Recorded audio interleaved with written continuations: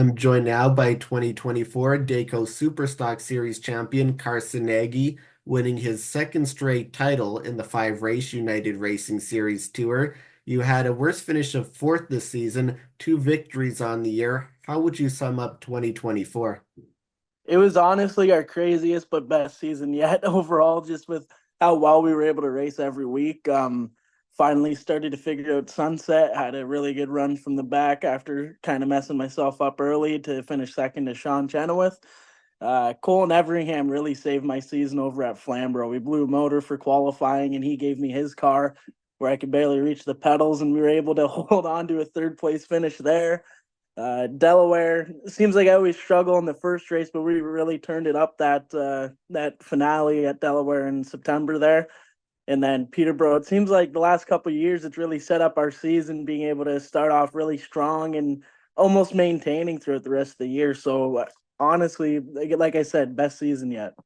Yeah, sounded very much there like a season saver getting to jump in that other car at Flamborough. And yeah, it definitely seems like your best season. I mean, last year you won the title and your worst finish was sixth, so you bumped that up by two spots. This is also your first multi-win year, and the win in the Delaware finale was your first at a track not named Peterborough in this series. Also happens to be your home track. So how did it feel to finally break through there? I was so pumped. I honestly I wasn't even worried about the championship. I was just glad we were able to get that monkey off our back and say we won at our home track in the DAYCO series.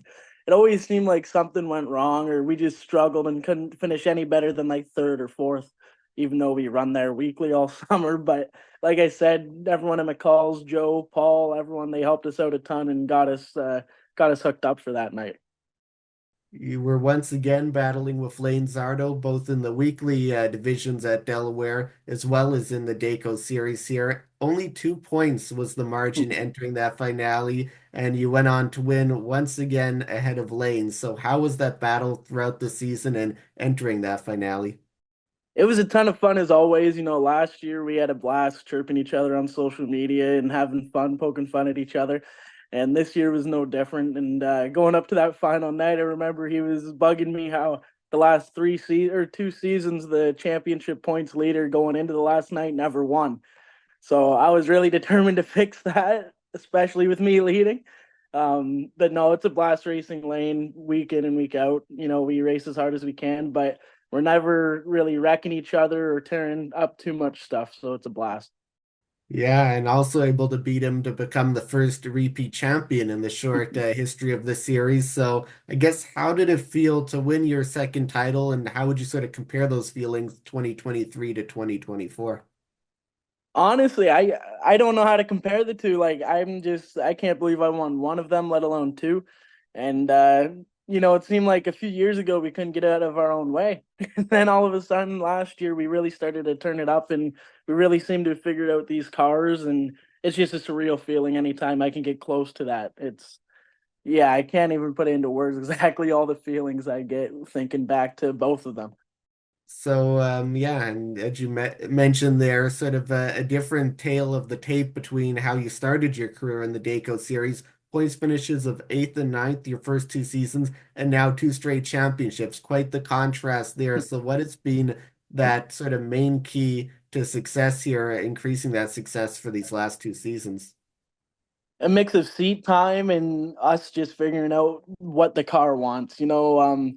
We built the car in 2021 with McCall Racing, and obviously the first year you're always going to struggle with a brand new race car, and after that, when we started to figure out a little bit better, but couldn't quite get a grip on it to be good everywhere we went. But then 23, we were able to travel around a bit, go to a weekly show the race before going to Sunset, helped us a ton, which we were able to lead a bunch of laps, but got into a wreck and finished fourth in 23. Yeah, just honestly, just learning. Lots of seat time for me. I'm a little older now, a little smarter, a little more patient, and what's the word I'm looking for? A little less whiny. I just gotta figure it out now, and yeah, just honestly, time, experience, and a lot of learning over the years. So I guess definitely a good mix of things there, helping lead to that success. And Well, we're still very early in a long off season. What are those plans looking like at the moment for 2025?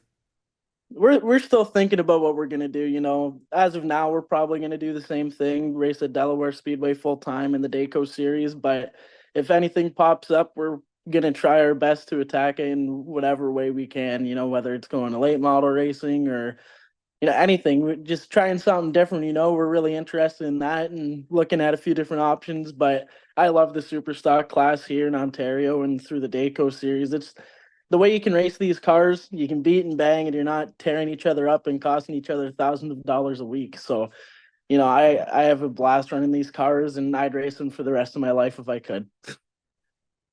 All right, 2024 DAYCO Super Stock Series champion Carson Nagy. Thank you for speaking with me and congratulations. Yes, thank you.